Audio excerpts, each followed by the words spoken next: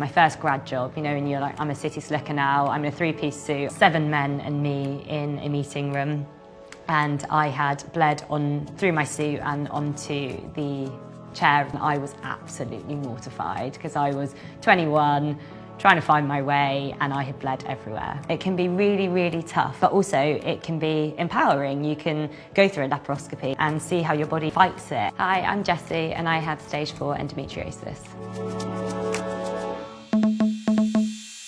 I started my period when I was 15, and I struggled straight away with really, really heavy bleeding and painful cramps. It's an awkward time anyway in your life to go through puberty, and everyone would talk about their periods, and I just felt so isolated that no one seemed to understand that why was I the one that kept flooding and kept having to go, can you check my skirt when we leave the classroom, because of the anxiety of bleeding all the time. But I didn't understand why. I didn't understand that I potentially had an illness. I went to my GP, and it was a male doctor who said that I potentially had something called cervicitis. And he said the cervicitis pain should be something like a grazed knee.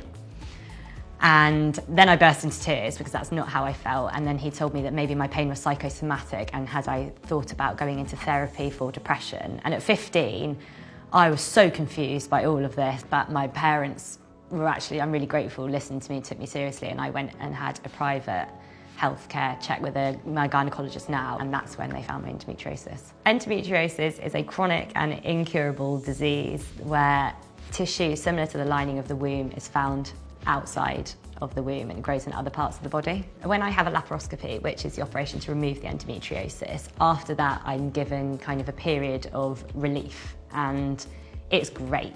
I don't bleed, I am in less pain. I have a laparoscopy every 2 years, unfortunately, because mine is so severe all the time. My mental health definitely has been affected, fearing that every time I was going to have sex, was I going to bleed everywhere. Bloating, swelling, pain in your lower back, pain in your abdomen, pain in your pelvis, and the clotting and bleeding that is so unpredictable. I was in a supermarket in Vietnam and hadn't felt poorly, hadn't had any symptoms, really had started to get my life back. That kind of anxiety about bleeding just started to lift.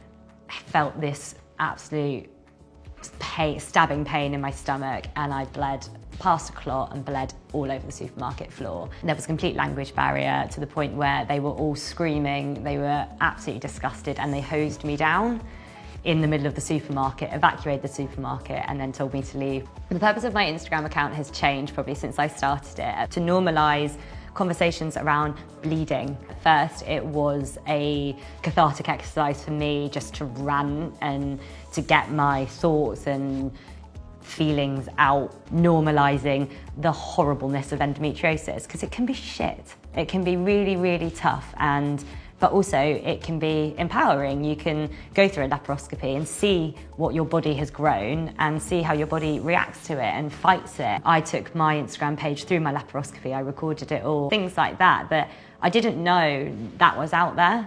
And I have been overwhelmed with the support and love from the community, and I think everyone that's doing their bit for the endometriosis awareness is wicked.